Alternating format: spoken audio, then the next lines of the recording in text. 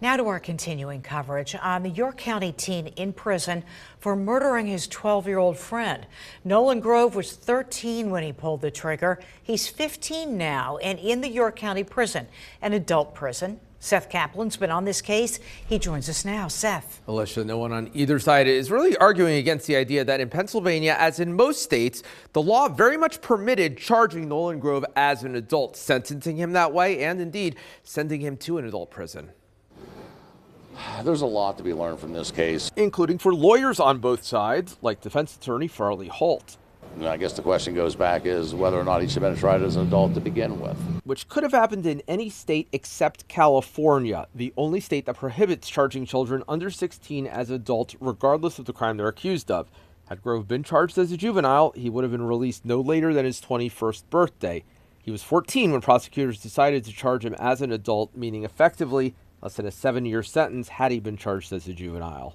Murder 3, they didn't feel there was enough time for Nolan to be rehabilitated. Grove had been out on bail, that part unusual for someone charged with third-degree murder, but with the conviction, bail revoked, and he went straight to York County Prison. Do I like him being at York County Prison? No.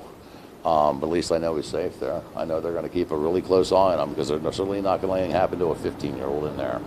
Sentencing is set for August 28th. The statutory maximum is 20 to 40 years. The judge does have discretion to go less than 20. In all likelihood, though, Nolan Grove will leave prison a middle-aged, working-age man who has spent his whole adult life in prison. Neither the Republican nor Democratic Senate co-chair of the PA Criminal Justice Reform Caucus was available to speak to.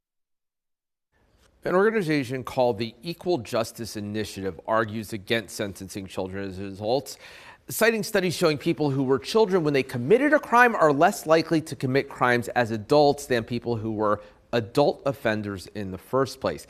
People who argue the opposite say their case is even more straightforward. The person whose life Nolan Grove ended by shooting him in the back, Dennis, was just 12.